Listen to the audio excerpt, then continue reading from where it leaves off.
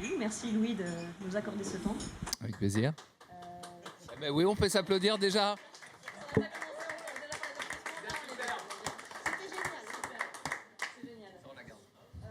Bravo. Donc pour ceux qui ne connaissent pas Louis Clichy, est-ce que tu voudrais te présenter un petit peu et comment tu te présenterais en 5 minutes si tu avais 5 minutes? Ah la vache, putain, c'est dur. C'est chaud. Bon, mon nom est donc Louis Clichy. Je suis né à Chartres. J'ai grandi à Orléans, donc très centre Val-de-Loire dans l'esprit. Et puis après, mes études à Paris. Études d'histoire à la Sorbonne. Et puis Gobelin, que j'ai fini par avoir au bout de 5 tentatives. La limite, non? Je pense que j'ai triché en disant que j'avais tenté que 2 fois au moment de l'oral et c'est passé.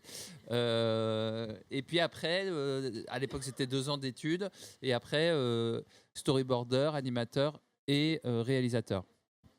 Voilà, réalisateur de courts-métrages, réalisateur un petit peu de clips, animateur chez un peu MacGuff, un peu chez Pixar et réalisateur de films en 3D. Et là, présentement, d'un film en 2D. Voilà. Ça fait pas 5 minutes, ça. Hein. C'est très, très court. Ouais, Est-ce que je développe quelque chose de ça? Très, très, très, très efficace, très bien. Non, mais ça nous laissera plus de temps pour les autres questions, justement. D'accord. C'est okay. là Très bien. qu'on va pouvoir développer. Parfait. Voilà, le pont a été fait. Justement, on va faire quelques questions un petit peu qui sont dans ton ordre chronologique, disons, de parcours. Enfin, oui. C'était l'idée, mais bon. On verra bien comment ça évolue. Ouais. Donc, au début, tu es parti sur des courts-métrages 2D, on est d'accord? Oui. Avec notamment un petit court-métrage au Annecy 2002. Et oui, c'est vrai, Annecy 2002, ça date. On est 5 dessus. Ouais. Effectivement, ce petit truc-là nous a bien aidé à démarrer dans la vie. Faut être honnête. À l'époque, à Annecy, il y avait un cahier des charges assez rigoureux sur le générique. Il ne devait pas faire 30 secondes, pas une de plus. Mais vraiment, c'est-à-dire que si on avait 2 images de plus, il disait vous coupez ces 2 images, il faut faire qu'il fait 30 secondes. Et puis il fallait qu'il parle précisément de l'animation. Voilà, donc on avait une espèce de séance de validation, donc il fallait un peu se creuser la tête. Il y avait un cahier des charges assez poussé, ouais. Après, ils ont été plus lâches. Quelquefois, ça durait quasiment 1 minute. C'était pas du tout sur l'animation. Je sais plus. En fait, malheureusement, je n'ai pas fait de projection encore cette année, mais je sais plus ce qu'il en est. Mais nous, c'était assez rigoureux sur ça. Voilà.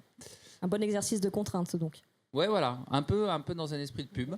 Tu t'es fait aussi un peu connaître avec des courts-métrages musicaux. À quoi ça sert l'amour, notamment? Ouais. Alors mange, c'est juste pour très vite. Ouais. Mange, ça reste un truc, un exercice d'école. Hein. Ouais. C'est un exercice d'école. C'était l'exercice après une petite année en collectif pour le film d'Annecy là. Le générique d'Annecy, et du coup on était très contents de tous faire un truc indépendant. Ça durait 2 semaines, c'était faire 2 minutes en 2 semaines, ce qui est un challenge dingue, et donc ça incite à trouver plein de choses rapides, des répétitions, voilà. Donc c'était un exercice pareil de contrainte assez intéressant qui m'a beaucoup plu, et je me suis un peu lâché là-dedans en faisant les 2 semaines. Bon, j'ai un peu triché en mettant les week-ends. Ça fait 2 fois déjà que tu dis que tu as triché, attention. Hein. Ouais, c'est ça. Quand est-ce que j'ai triché autrement? Ah bah oui. On va aborder l'entrée à Pixar. C'est ça. Beaucoup de triche, beaucoup de bluff. C'est comme ça que se construit une carrière, finalement. Exactement, voilà, sur un malentendu. Exactement. Et donc voilà, et en fait, cet exercice-là était intéressant, parce que la contrainte du temps oblige à prendre de faire des choix radicaux, de trouver des astuces pour que ça aille plus vite et pas s'embêter avec de la couleur, par exemple, ou faire 40 000 plans d'animants développés. Voilà, l'idée, c'est de rester sur un... Moi, j'ai pris le parti de faire un plan séquence, quasiment, sur ce môme qui ne veut pas manger sa cervelle et qui pourrait le forcer, ses parents. Voilà. Un peu d'histoire personnelle dans le... Une exagération d'histoire personnelle. On m'a pas forcé à manger de la cervelle, mais on m'a forcé à manger d'autres choses. Mange pour me faire plaisir. Et du coup, le style en noir et blanc par la contrainte, finalement. Ouais, le style en noir et blanc par la contrainte, et aussi ce gros style avec un trait assez épais, aussi par la contrainte, parce qu'il faut remplir l'image assez vite. Ouais. Et c'est vrai que je me rends compte que ce petit court-métrage a développé finalement le style que je fais encore aujourd'hui sur le corset, le film en 2D. Voilà. Donc voilà, comme quoi les études, c'est pas mal. C'est de là que peut naître un style visuel, quoi. Exactement, ouais. Et un peu le même style avec le court-métrage suivant, du coup, À quoi ça sert l'amour ? Exactement, à quoi ça sert l'amour ? Alors là, c'est une sorte de commande. C'est Cube Créatif qui vient de commencer à démarrer, qui a besoin un peu on va dire de bande démo, ou en tout cas de choses à montrer à leurs clients. Ils me disent, tiens, on a 4-5 mois d'espace dans notre studio avec des ordis et on te rémunère un peu, tu fais un peu ce que tu veux. Et donc j'ai fait ce truc-là, je n'avais pas d'idée. Et quand on n'a pas d'idée, le mieux c'est de prendre une musique et de la créer. Ça inspire.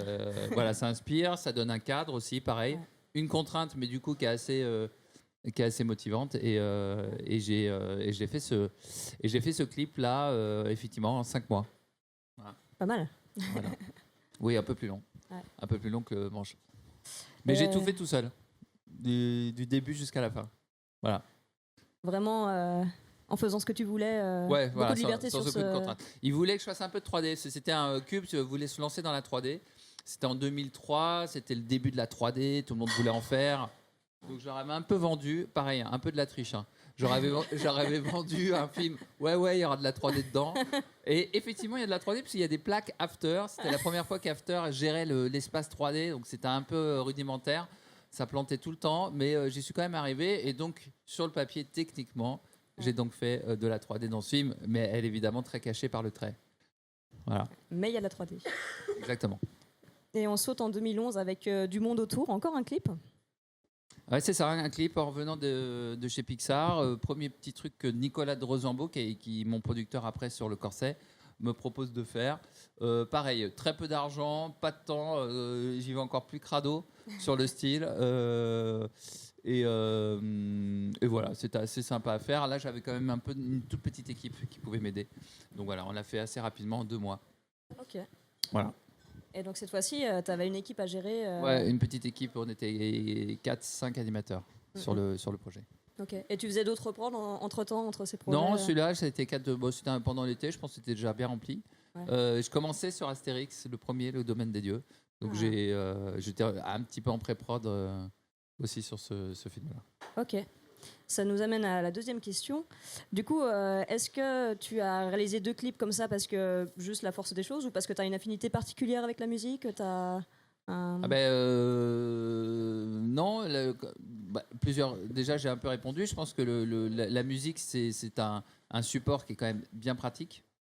Ça permet d'avoir la moitié du boulot qui est déjà fait finalement. Puisque l'histoire, elle est dans les paroles. La musique impose un tempo qu'il faut suivre. Et donc, du coup, il s'agit de savoir qu'est-ce qu'on montre avec ce tempo-là. Donc ça, c'est un truc qui me plaît bien. Et après, c'est vrai que j'aime beaucoup la musique. Je pense que quand on anime, on est en animation, on est d'abord sur du rythme, sur du tempo. Et d'avoir de la musique, c'est toujours très agréable. Et moi, j'aime beaucoup cet exercice-là. C'est très casse-gueule, un clip, parce que... Ouais, si on pouvait faire un petit peu moins de bruit avec le café, parce que là vraiment, laissez le bar vivre sa vie aussi. Vous pouvez pas prendre un coca comme tout le monde. Pardon. On coupe. Très facilement distrait les animateurs. Et non, le clip c'est bien. Il faut faire gaffe parce qu'on peut très vite tomber dans la paraphrase quand il y a des paroles. C'est toujours très tentant d'aller.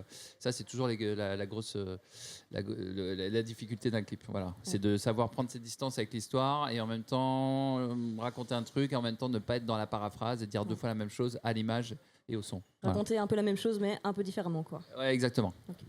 Et du coup, comment on se retrouve à Pixar ? Parce que comment on se retrouve à Pixar ? Tout bonnement, en faisant des trucs, en faisant À quoi ça sert l'amour.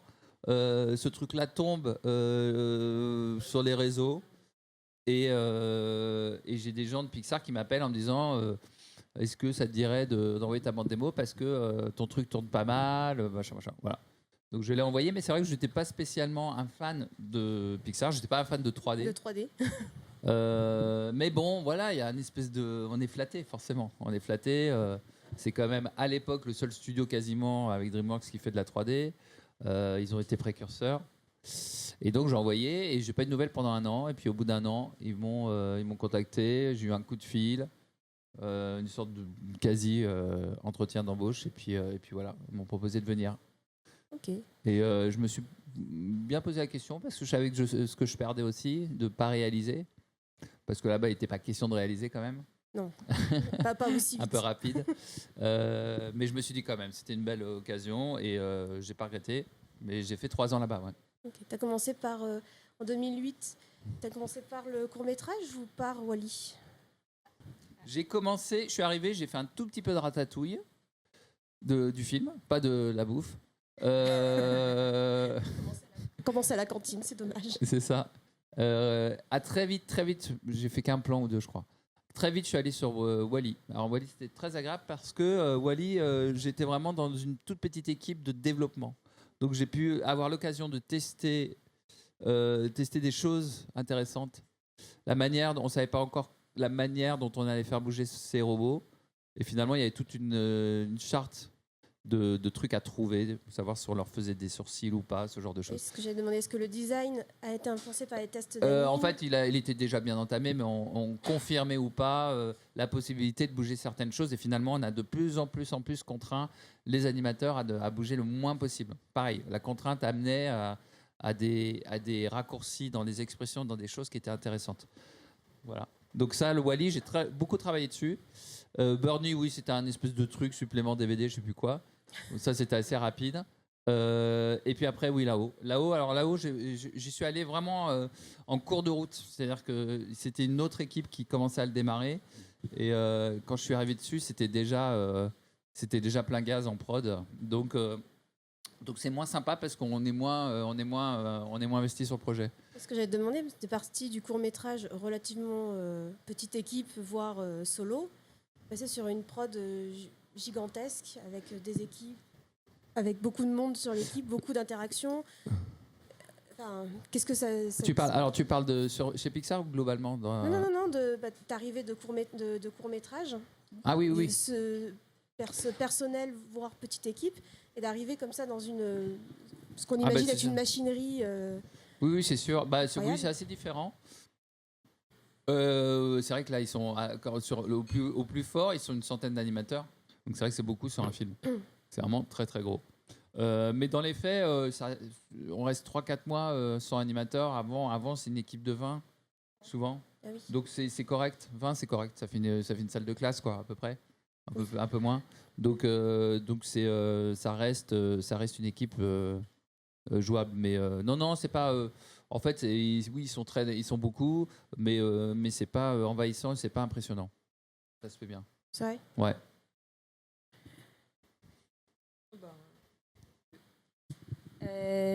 T'as une ou deux petites anecdotes de prod de Pixar ou Non.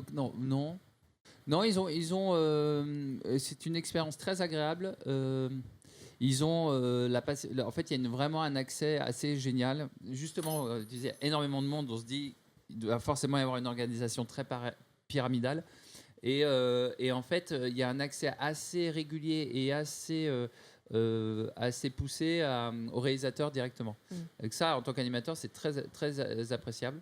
C'est-à-dire, forcément, oui, il y a des directeurs d'animation, mais ils font une sorte de relais. Ils sont pas dans une espèce. C'est pas une étape supplémentaire pour valider un blocking, pour valider des intentions. Et ça, c'est quand même très appréciable. L'autre chose aussi, c'est qu'ils font régulièrement des projections du truc en cours, avec toujours aussi pas une injonction, mais une incitation plutôt à faire des commentaires. Donc c'est assez marrant parce qu'on se dit bon, je sais pas si en France, c'est vraiment pas un truc qu'on ferait. C'est-à-dire qu'on dirait, c'est bon, t'es animateur, t'animes, et c'est pas que tu fermes ta gueule, mais bon, on s'en fout de savoir si t'aimes le film ou pas, quoi. Alors que eux, ils sont assez là-dessus. Alors après, ils en font ce qu'ils veulent, mais moi, j'ai trouvé, comme j'étais réalisateur aussi en France, j'ai trouvé que c'était quand même des choses très intéressantes. Ils cherchent l'investissement, quoi. Ils cherchent le concours de tout le monde assez régulièrement. Et ça, c'est vraiment, c'est typiquement la base qu'ils font. C'est-à-dire que pareil, on a aussi beaucoup de cours de scénarios, ils incitent énormément les gens à faire des choses à côté, qu'ils proposent eux, mais en dehors mais c'est genre pendant la pause de midi ou avant d'aller bosser à 8h ou le soir. Énormément de choses comme ça qui sont faites et qui finalement enrichissent pas mal de trucs. Voilà. Ok, très intéressant. Et justement, ça nous amène, transition toute choisie, sur ton retour en France. Et du coup, qu'est-ce que tu ramènes de cette expérience aux États-Unis et qu'est-ce qui tout d'un coup t'a servi en tant que personne ayant travaillé aux États-Unis, chez Pixar, tout d'un coup dans tes réalisations? Est-ce que tu as vu une différence, un changement? Alors ça me ramène quoi? Ça me ramène pas mal de choses. Ça me ramène une tendinite, parce que j'ai eu des tendinites chez Pixar à Super, force de merci travailler. Pixar. Voilà. C'est vrai, et en plus depuis qu'il m'a jamais trop quitté, donc je fais toujours très attention. C'est vrai qu'ils en ont énormément parce qu'ils bossent comme des chiens et que la 3D, c'est quand même beaucoup C'est contraignant, ouais. Ouais, c'est très contraignant. Moi, je trouve que ça reste un médium chiant à utiliser. C'est-à-dire que c'est quand même des courbes à bouger dans un graph editor. C'est moins immédiat. En termes d'animation, c'est pas le pied. Donc je pense que ça n'a pas été encore développé au max, mais bon. J'imagine qu'il y a d'autres choses plus importantes à développer. Bon, donc tendinite, ça c'est le côté négatif. Côté positif, effectivement, il faut être très honnête, il y a un peu le tampon Pixar sur un CV. Ça aide, ça ouvre des portes. Voilà, clairement, à Paris, quand bien même j'étais que animateur chez Pixar. Ça aide à avoir des projets intéressants. Et c'est vrai que ça m'a aidé à pouvoir faire les Astérix derrière, parce que j'avais cette expérience-là aussi. Quand bien même si j'ai appris des choses chez Pixar, mon expérience de réalisateur, elle a été essentiellement faite en étant en France. C'est pas les 3 ans chez Pixar qui m'ont un peu, je pense, développé ce truc-là. Donc en fait, voilà, ça amène aussi ça. Et oui, ça a pas mal aidé pour passer à l'étape d'après quand je suis revenu en France. Ouais. Et bien justement, parlons-en de l'étape d'après. Comment on s'approprie une œuvre comme Astérix, artistiquement, scénaristiquement, et comment on y met de soi malgré tout, parce que tu passes des années dessus, c'est un long métrage et voilà.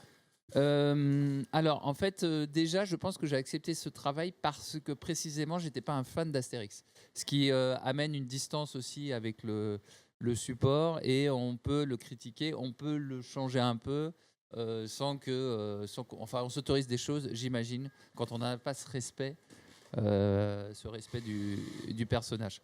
Donc voilà, moi j'étais pas un grand fan de la BD, par contre j'aimais beaucoup les dessins animés. Parce que j'aime beaucoup les dessins animés en général et que j'aime pas beaucoup la BD, et je trouvais que voilà, il y avait encore des choses intéressantes à faire en 3D. Donc la 3D, effectivement, ça lisse les choses. C'était pas une époque où la 3D, encore moins que maintenant, elle pouvait ramener des choses très graphiques. Ça ramenait constamment le réalisme. Donc tout l'enjeu, c'était de lutter contre ça pour garder l'essentiel de la BD et l'essentiel du trait de Albert Uderzo. Voilà. Et après, en termes de ton, alors c'était plus la partie d'Alexandre Astier, puisque nous l'avons co-réalisé à 2 et que c'est lui qui a réadapté les histoires. Je pense que lui, Goscinny, le scénariste originel, c'est quelqu'un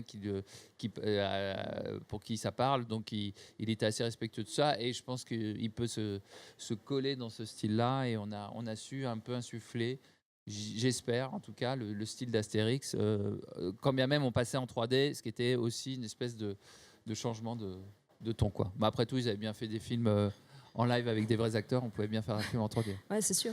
Mais c'est intéressant du coup d'être en co-réalisation sur un travail d'adaptation comme ça, parce que du coup, il y a quand même deux approches différentes aussi. Ouais. Donc c'est vraiment un travail très collaboratif sur un matériau de base en plus qui à la base qui était nous déjà collaboratif à la base, parce que c'était déjà un duo d'auteurs. Donc non, c'était une expérience très intéressante. Vraiment bien. Après, avec toute la contrainte aussi d'une licence qui est omniprésente, omnipuissante, avec quoi qu'il arrive, une licence qui va marcher, même si à la limite on fait un truc pas très bien. Mais des attentes aussi quand même. Ouais, des attentes bien sûr, mais c'est toujours, ça peut toujours être aussi des, comment dire, comme le nom Astérix marche, même si le résultat n'est pas terrible, ça marche quand même. Ça veut dire qu'autour, dans ceux qui détiennent ces droits-là, et en premier lieu Uderzo, il a très peu envie qu'on change des choses parce qu'il sait que ça marche sans changer les choses. Alors que pour faire évoluer une licence ou pour faire évoluer un personnage, j'imagine qu'il faut un peu le tordre par moment pour qu'il puisse évoluer, ou sinon il faut arrêter de faire des versions de films du personnage. Donc avec Astier, ça a été notre principal enjeu de pouvoir sortir des codes qu'on imaginait être. Est-ce que Astérix pourrait faire ce genre de choses? Est-ce que Obélix pourrait faire ce genre de choses? En fait, on y répond en disant oui, on va dire que oui. Ouais. Voilà. Donc finalement, un retour à la contrainte, mais pour casser la contrainte, quoi. Exactement. Ouais. Ça reste un fil rouge, la contrainte, dans ton parcours. C'est le petit côté d'éducation judéo-chrétienne, je pense. Ça marche bien. C'est la pénitence, pénitence, exactement. On y est. Tu veux continuer? Vas-y. Ok. Et donc, justement, après avoir réalisé 2 longs métrages et d'autres choses en 3D, tu reviens sur un long métrage en 2D avec Le Corset, que tu as présenté en WIP hier, si je ne dis pas de bêtises. C'est ça, exactement. Ouais. Et pourquoi choisir la 2D? Du coup, est-ce que c'est un retour à tes premiers amours? Comment tu le vis? La 2D, oui, c'est forcément, je pense que c'est un retour à mes premiers amours. C'est surtout qu'en fait, j'ai la maîtrise de l'outil bien plus que la 3D. C'est-à-dire que je peux quasiment tout faire moi-même, d'une certaine manière. En tout cas, j'ai plus de connaissances pour répondre à droite et à gauche à des choses, parce que je connais la fabrication, le processus, et je sais faire toutes les étapes jusqu'au bout, qui sont finalement assez simples. La 3D, c'est des corps de métier assez costauds, et il faut être constamment au fait des nouvelles technologies, donc c'est très complexe. Et puis moi je voulais je voulais faire aussi un film pas cher parce que du coup libre de faire ce que je veux dedans, avec très peu de coproducteurs qui viendraient dire non mais on peut pas faire ça, on peut pas faire ci. Et la 2D pour ça est bien. Pas trop de contraintes donc. Pas trop de contraintes, exactement. Prendre une liberté avec la perspective. Voilà. Comment ? De prendre quelques libertés avec la perspective. Voilà, par exemple. Tu dis que je fais pas des belles perspectives. Je dis que parce qu'elle travaille elle le dit pas, elle travaille sur le projet et elle critique les perspectives de mes décors. Je trouve pas ça réglo. Là, tu sors de ton rôle d'intervieweuse. Peut-être, mais c'est extrêmement intéressant de savoir que tu truques la physique, que ça soit perspective et lumière, pour raconter différemment une image. Mais le cinéma n'est que l'histoire de triche. Mais est-ce qu'on triche plus facilement en 2D qu'en 3D du coup? En tout cas, la 2D peut le permettre. La 3D nous amène du réalisme par essence. Donc il faut aller la contraindre énormément pour tricher. En 2D, c'est beaucoup plus facile. Voilà. On n'a pas l'œil focal qui nous font chier ou ce genre de choses. On les interprète nous-mêmes. C'est un peu le chemin inverse entre la 2D qui des fois essaye de se rendre le plus réaliste possible en se mettant du coup des complexités, et la 3D qui essaie de casser tout ce réalisme. Exactement, pour revenir vers la 2D, et on arrive à un moment maintenant où ça se mixe un peu plus aussi quand même. Ouais, un peu plus, mais bon, la 2D quand même, là quand même pas mal. Et puis moi c'est vrai que j'utilise la 2D pour ce qu'elle est, un peu ce que j'ai fait plus jeune, c'est à dire qu'elle se voit, qu'elle est graveleuse. Et pas clean, voilà. Il y a du grain, quoi. Il y a du. Oui, et puis ça va vite. Il faut que l'animation elle fuse et qu'on passe pas du temps sur des petits détails. En tout cas, choisir c'est les bons détails. Je laisse boire. Et justement, parlons du Corset, puisque c'est ton projet actuel. Est-ce que tu peux nous en parler un petit peu? Comment est né le projet? Le projet, je l'avais un peu en tête depuis assez longtemps. Parce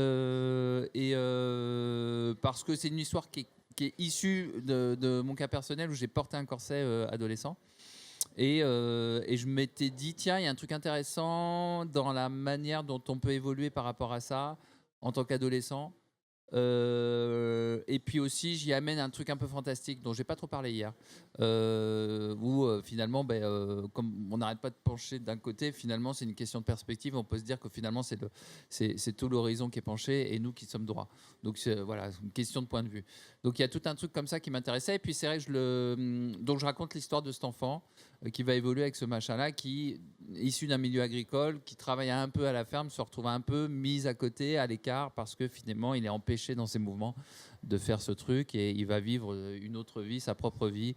Donc une sorte d'expression de l'adolescence où on s'émancipe un peu de sa famille et ses parents, mais là un peu forcé et contraint par ce corset. Voilà. Donc je parle de ça et je parle aussi du milieu agricole que j'ai connu, puisque mes parents étaient effectivement agriculteurs, et j'en fais aussi une histoire sur la modernisation. Alors ça c'est un peu en toile de fond, hein, la modernisation de l'agriculture dans les années 80-90. Oui. Qu'est-ce qui aide aussi à construire cet enfant vers l'adolescence? Il y a la musique, il y a un retour du coup à la musique par rapport à tes premiers courts-métrages. Est-ce que alors, il y a un en fait, lien? C'est vrai que la musique est un vrai souci. C'est pas que c'est un vrai souci. Je me suis aperçu beaucoup sur les Astérix notamment, que je faisais mes animatiques. Hein, vous connaissez, c'est des storyboards où on les montre rapidement pour voir ce que ça donne. Et je mettais de la musique grandiose, John Williams, des trucs de dingue. Et en fait, tout marchait super bien. Et je me suis fait un peu avoir. On s'est fait un peu avoir avec Alexandre Astier. Et je me suis dit, mince, en fait, on a une super musique, mais finalement, est-ce qu'on a bien travaillé la mise en scène ?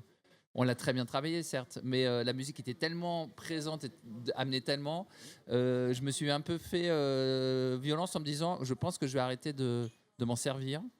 Et puis, j'ai été très sensible, je pense que j'en ai un peu ras le cul, globalement, de la musique de film qui va nous dire quand pleurer, quand machiner. Et je trouve que par moments, elle est trop présente dans le cinéma de manière générale. Et là, j'ai fait le parti de ne pas l'utiliser du tout. C'est-à-dire que la musique qu'il y a dans ce film n'est que de la musique expliquée, justifiée dans l'histoire. Intradégétique. C'est ça, puisque c'est le terme intradégétique. À de rares exceptions près où je trichouille, mais c'est très, très, très rare. Et je suis très content de le faire. C'est beaucoup de boulot parce que ça veut dire qu'il y a des blancs qu'il faut combler.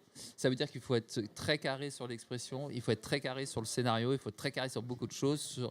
Et effectivement, on peut pas se dire on va un peu plus faire chialer en mettant une petite musique sympa, ou on va faire rire en mettant des petits pizzicati. Voilà, on fait pas ça. On fait pas ça. Il faut que l'image elle se suffise à elle-même. Voilà. Très bien. Et justement pour en revenir du coup à l'histoire même du corset, finalement c'est une histoire de contraintes. Mais ouais, mais bien sûr. Et Mais de toute façon, on ne marche que par la contrainte. S'il n'y a pas de contrainte, il n'y a pas de création. C'est rigolo que ton projet finalement avec le moins de contraintes quelque part soit sur tes propres contraintes. Ouais, non, mais carrément, tu as tout à fait raison. Petite psychanalyse, non, quelque chose. Oh oui, non, mais ça c'est fait depuis très longtemps et ça continue finalement. Non, mais c'est sûr. De toute façon, il y a beaucoup de choses à dire sur ce truc-là, c'est sûr. Mais oui, la contrainte jusque dans le thème du film. Ouais. Effectivement. Ok. On commence à arriver gentiment à la fin de cette interview. Ouais. On a quelques petites questions bonus encore pour toi. D'accord. Donc nous, notre association s'appelle OVAC. C'est l'acronyme de On verra au compo. Je sais, je trouve ça très drôle. Ça te parle ? C'est très drôle. Alors, on est d'accord que très peu de gens comprendront cette vanne. C'est une blague de niche. C'est une blague de niche. On s'adresse à un public de niche, on le sait. Voilà. Compote, déjà compo, c'est quoi le compo ? Mais très bien, moi je suis dedans puisque je suis dans la niche, donc je trouve ça très drôle. On verra au compo. Mauvaise idée en fait. Le compo ne peut pas tout sur un film. Est-ce qu'il y a beaucoup de On verra au compo sur le corset ? Pas tant que ça. Pas tant que ça. Parce que c'est pas un film qui se décide tellement à la couleur. Si dans un truc très esthétique 3D, on peut se dire bon, compo, on va arranger la sauce. Je pense que le film, certes, il est graphique, certes, on a beaucoup travaillé l'image, mais c'est d'abord ce qu'on y dit avec ses tripes. Donc, a priori, on peut plus rien sauver au compo si ça marche pas avant. Il faut que le matériau de base soit bon. Ouais, exactement. Donc, c'est pas les petits filtres à la fin qui vont. Exactement. Et puis, comme j'ai mis quand même le budget un peu ric-rac, hein, on fait gaffe. J'ai quand même mis le paquet de l'argent sur l'animation pure. Le compo, ils sont vraiment à poil. Donc, il ne s'agit pas de leur dire tu vas me refaire le plan, ça a bien marché comme tu Toujours veux. le parompo, le compo. Hein. Ouais, voilà. Il récupère toutes les galères. Voilà. Non, et puis, voilà. Et puis après, je trouve ça un peu dégueulasse de tout leur filer dans la tronche. Surtout quand on est en retard, ce qui n'est pas notre cas. Mais souvent, ils sont en queue de train, donc forcément, ils ont tout à récupérer. Donc, okay. Très bien. Le compo ne peut pas tout. le compo ne peut pas tout. Et est-ce que tu as eu le temps d'aller un peu sur le festival et de voir quelque chose? Alors voilà, c'est une question que j'aurais aimé que vous ne me posiez pas, car... T'inquiète pas, tout le monde répond non en général. Car c'est la première fois, je pense, à Annecy où je ne vais rien aller voir. Et c'est pas que j'ai pas envie, c'est que voilà, il y a des gens qui me proposent une interview, j'y vais, je suis gentil. Ah bah c'est notre faute. Bien Donc sûr. c'est une séance que je rate, et j'ai d'autres rendez-vous, mais surtout, je suis en télétravail. Sur le travail à l'hôtel Ibis avec mon petit Mac en train de répondre à des problèmes d'animation de mon équipe. Donc en fait voilà, donc je n'ai pas j'ai pas vu un générique, j'ai rien vu. Je sais même pas s'il y a un festival pour de vrai. Il y a un festival. Il y a un lac aussi. Il paraît, mais bon. Alors le lac j'ai vu parce que je suis allé me baigner ce midi vite fait. Donc ça c'est bon. Non, j'ai rien vu. J'ai rien vu avec de gros regrets parce que je voulais voir. Moi j'aurais bien voulu voir Arco. J'aurais voulu voir. J'aurais voulu voir beaucoup de choses, hein, mais. Il y a des gens qui ont bossé sur Arco là-bas. C'est vrai. Moi, je pense que ça me toucherait. J'aimerais bien voir ce film. Il a l'air très très bien. Malheureusement, voilà, je sais. Il y avait une séance là, j'ai raté. Faudra aller le voir en salle. Et quand est-ce que ça sort? Le 22 octobre. Ah, c'est loin. Merde. D'accord, ok. C'est l'avantage du festival, c'est les avant-premières, mais bon. Trop bien. Comment? Peut-être pendant l'Hivernal Festival à Annecy, ouais. On a il y a un mini festival intermédiaire, Hivernal Festival, le plus pour les gens locaux. Ouais. D'animation. D'animation, ouais. Ah, qui développe depuis quelques années un petit peu. C'est tellement mort l'hiver ici, ils se sont dit merde, faut trouver un truc. On va pas faire que du ski. Si on pouvait désengorger celui du mois de juin, ça serait pas mal. C'est ça. Ça nous permet de faire séance de rattrapage quand on n'a pas eu le temps de voir. C'est pas con. C'est pas mal, c'est pas mal. Hein? Et aux Annéciens d'y aller, effectivement. Voilà. Donc non, pas de recommandation pour nous. Alors, non, pas de recommandation. Je n'ai absolument rien vu. Vous avez vu beaucoup plus de choses que moi. Désolé. Et quand est-ce qu'il sort le corset? Alors le corset, c'est un autre problème. On ne sait pas. On ne sait pas. Tout le monde est très angoissé parce qu'il y a plein de films qui sortent en même moment. Donc je sais pas. Trouver le créneau, quoi. C'est sûr, ça sera pas avant Annecy 2026 parce que je pense qu'ils aimeraient secrètement que le film soit retenu. Ouais. Et que ça reste des films avec un petit budget pour la distribution, donc avoir une fenêtre comme un festival à Annecy, c'est hyper important. Donc en fait, c'est un peu le lot et c'est une bonne chose. Hein, c'est un peu le lot de tous les films d'auteurs qui sortent en animation. Ils attendent Annecy. Ouais. Voilà, donc ça veut dire que ça peut pas sortir janvier, mars, avril, mai, c'est mort. Et donc pas trop l'été parce que l'été c'est pas trop le coin des films d'auteur, donc mécaniquement ça laisse 2 semaines dans l'année, quoi. Mais mécaniquement c'est le gros bouchon de l'automne, et donc nous ça sera peut-être l'automne 2026, voilà. Quand bien même on aura fini le film là en novembre. Oui, et puis c'est un créneau que tous les autres diffuseurs doivent avoir aussi. Si tout le monde fait 2026, je crois que c'est la farandole des suites américaines de Toy Story 5, de L'Âge de glace 5, de je sais plus, il y a des tir à l'arigot, donc je pense que même Shrek, exactement, 5, et même Astérix, qui est fait par Alexandre Boyan, qui va sortir en octobre, alors qu'il est déjà fini là, en octobre 2026. Est-ce que le corset est pas en train de devenir un film de Noël? Alors, tu sais qu'ils y ont pensé, mais comme j'ai que un plan neige, non mais tu rigoles, hein? Mais je pense que si j'avais eu des séquences neige, ça passait. On verra au combo. Mais les gens, ils peuvent pas s'imaginer faire. Là, ça se passe en moisson, la moisson. Oui, c'est mort. Oui, c'est ça, c'est fin d'été. Bah non, fin d'été, non, début d'été, juillet. Je suis pas née dans une région agricole. Mais quelque part, peut-être que justement le contraste entre voir de l'été en plein hiver, c'est. Oh merde, on est trop con. Ça m'arrive tout le temps. Rassure-toi, je pense que. Voilà. Eh ben. Pardon. Merci beaucoup pour avec ton plaisir. temps et tes réponses à toutes ces questions. On voulait. Merci. On voulait vous laisser un petit temps pour quelques questions, si vous le souhaitez. J'avais une question pour la blague. Je sais que vous aviez répondu notamment à un épisode de Fort Accord avec Michel sur Allociné. Il me semble pour Astérix et le domaine des dieux.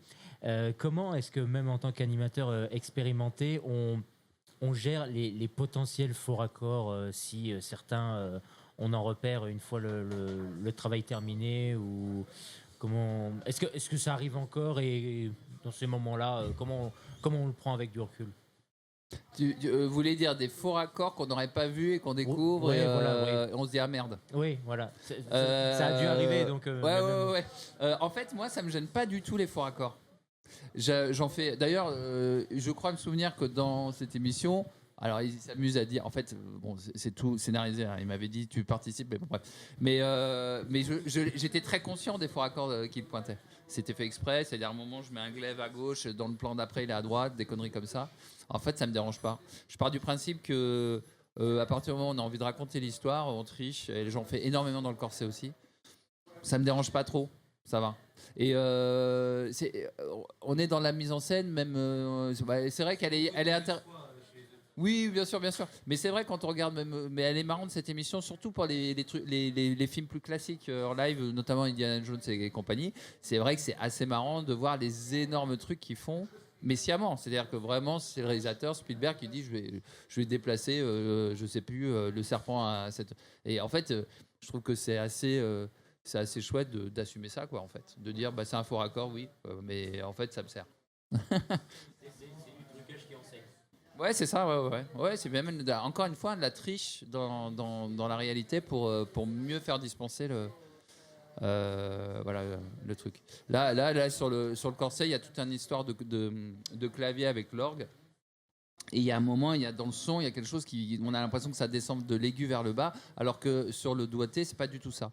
Et c'est vrai que j'ai un amateur qui m'a fait le truc super bien doigté, mais ça rend pas bien. J'ai dit, il faut que vraiment la main glisse de droite à gauche dans l'écran. Donc on a fait donc c'est pas du tout les portées. C'est une triche. C'est pas du tout raccord avec ce qu'on a avec le vrai morceau, mais c'est pas très grave parce que ça dit vachement plus, pour moi en tout cas. Ce que ça doit dire et ça donne du dynamisme au plan, quoi. Quelque part, si l'histoire est bien racontée, les gens ne devraient pas voir les faux raccords.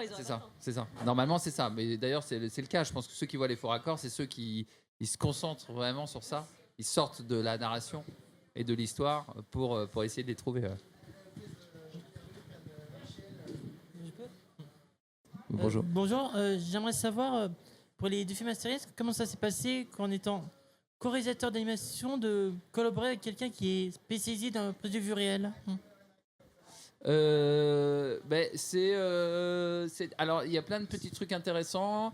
Il y a des trucs qui comprennent pas et c'est une manière pour nous de le faire à notre sauce sans qu'ils s'en rendent compte. Notamment un truc incroyable pour les gens de la prise de vue réelle, c'est cette logique de faire un montage avant de tourner d'une certaine manière. C'est-à-dire qu'on lock un storyboard une animatique et après il est plus question de changer trop le montage si ce n'est à la marge.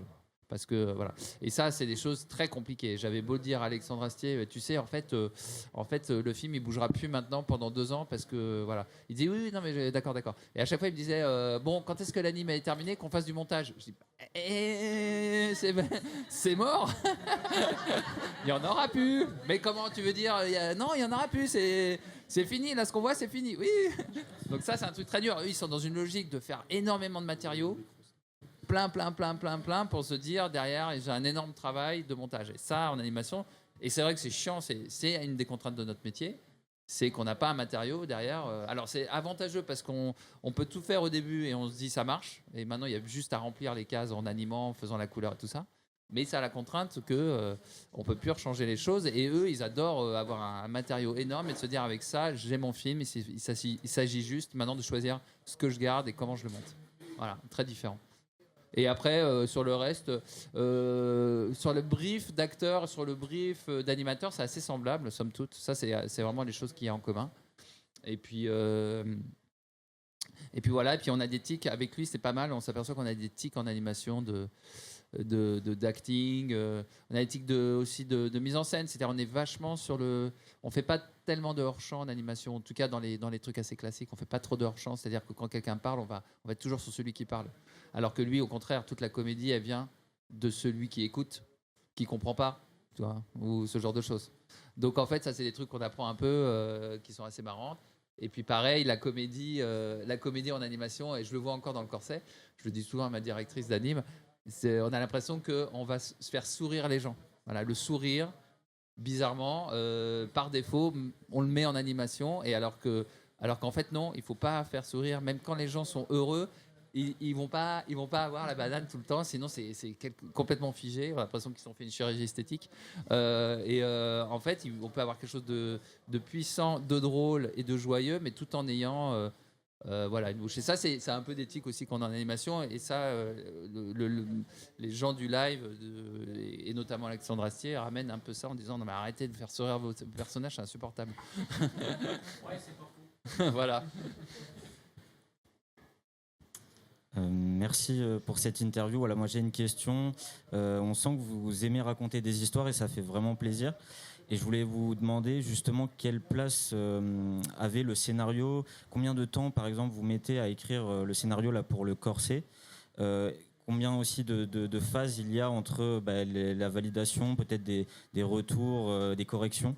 Et voilà, combien de temps, par exemple, vous avez mis pour écrire le scénario du corset. Alors, le scénario du corset, c'est un peu dilué parce que j'avais une idée qui s'est un peu développée, j'ai un peu arrêté, on est reparti. J'étais bloqué à un moment sur des petits détails, mais quand même importants. Et en fait, j'ai eu un co-réalisateur qui est venu m'aider, qui a un peu débloqué des choses.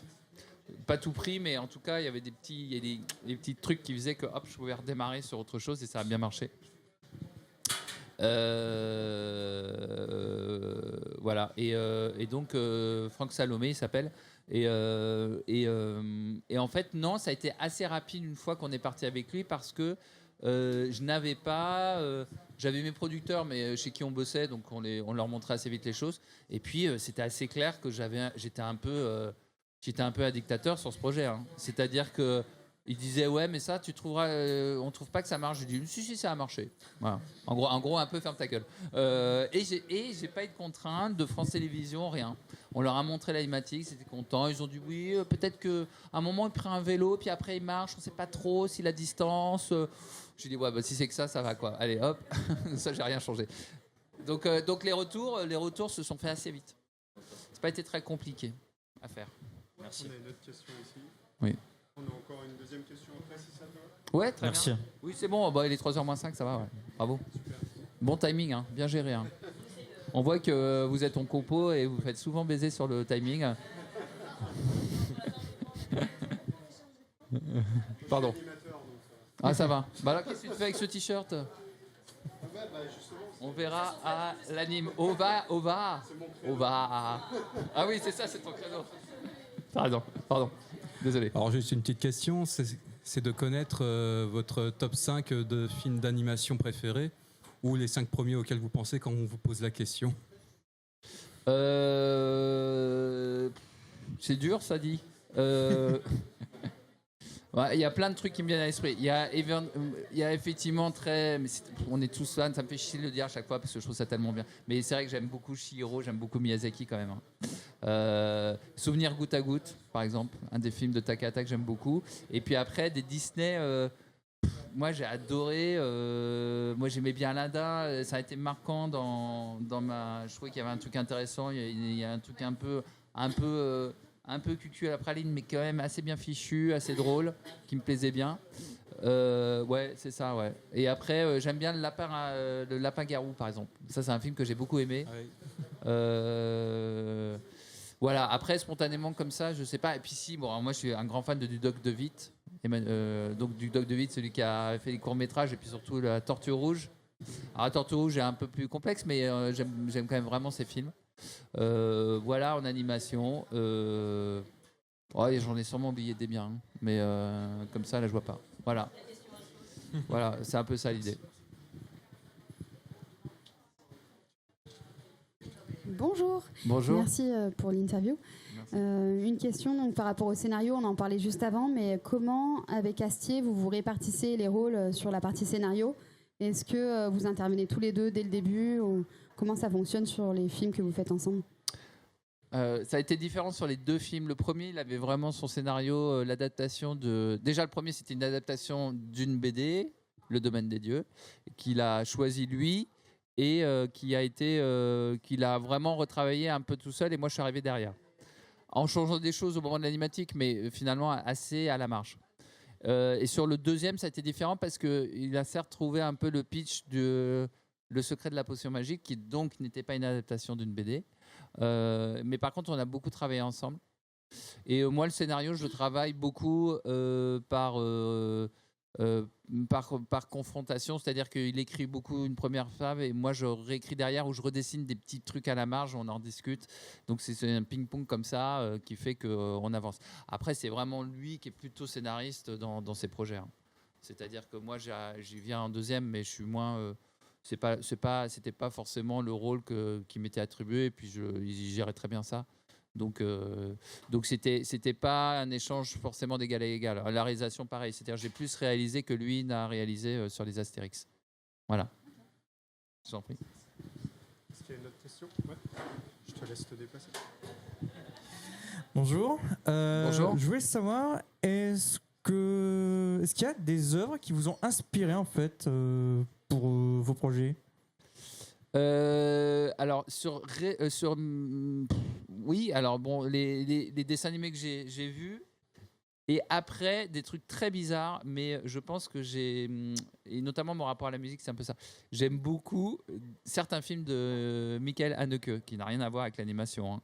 Mais il y a quelque chose dans le jeu d'acteur et justement de la non-utilisation de cette musique. Je sais pas si vous connaissez Haneke. Non. Amour, Ruban Blanc. Bon, il a quand même eu 2 palmes d'or, hein, le gars. Désolé. Et puis aussi Nanni Moretti. C'est des réalisateurs comme ça que j'aime bien. Je trouve qu'il y a un rapport à la famille, qui est d'ailleurs tout le temps déconstruit ou pas. Hein, mais un rapport à la famille que j'aime bien, un jeu d'acteur que j'aime bien, et une mise en scène assez intéressante. Effectivement, l'utilisation de la musique parcimonique, j'aime assez. Donc eux, ils m'ont pas mal inspiré. Mais après tout Spielberg m'a tellement plu quand j'étais enfant et qui est très inspirant. Et puis toute la Japanime aussi. Hein, je pense qu'on a été très très baigné dedans assez tôt. Et voilà. Je sais pas, j'en ai sûrement oublié aussi, mais. Je crois qu'il y a des personnes qui n'ont pas posé de questions. Hein. C'était le deal, là. Chacun peut. On a les noms. Est-ce que je peux reprendre un café?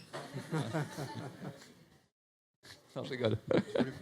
Oui, si on a encore le temps. Alors, dernière, ça sera la dernière. Hein. Désolé pour ceux qui... Pardon, je me dépêche. Du coup, bonjour. Je travaille sur le corset, sur les animes Lumière avec Paulina. Pardon. Et voilà, en fait, je me demandais, et peut-être un peu l'équipe aussi, à quel point le scénario a voulu être un peu autobiographique, ou est-ce que c'était plutôt une volonté quand même de se séparer, de se détacher un peu de la vie personnelle pour vraiment créer une histoire à part entière, quoi. C'est assez marrant ce truc. En fait, j'ai pris des bribes de trucs qui me paraissaient être assez mineurs dans l'histoire, et en travaillant l'histoire au fur et à mesure, des choses de manière très inconsciente reviennent et du coup ça devient de plus en plus au fil des temps biographique. Un truc assez marrant d'ailleurs, c'est que j'avais énormément de mal à trouver le design des parents, et j'en ai fait plein, j'ai fait plein de dessins, et puis à un moment j'arrive à un truc, ouais, c'est pas mal et tout, je le peaufine, je suis très content du résultat, je le montre à ma femme, elle me dit putain, c'est tes parents? Et j'ai dit, bah non quand même. Bah si. Mais c'est con, ça paraît très, très bête comme ça. Mais en fait, il y a des choses très inconscientes qu'on ne voit pas. Donc je pense que le film est bourré de ce genre de choses. Donc effectivement, je mets à distance certaines choses, mais l'inconscient les ramène dans la gueule. Et finalement, ça devient... sans que ça soit un film autobiographique, parce que je n'ai pas vécu cette histoire précisément, mais plein d'éléments, plein de façons de jouer, plein de thèmes sont effectivement issus de mon histoire, c'est sûr. Ok, merci. Voici. On va s'arrêter là, c'est bon pour toi? Très bien. Le mot de la fin. Bah, merci à tous d'être venus. Merci pour les questions et merci beaucoup Lukishi d'être venu pour l'interview. Avec grand plaisir. Puis on peut t'applaudir, je crois.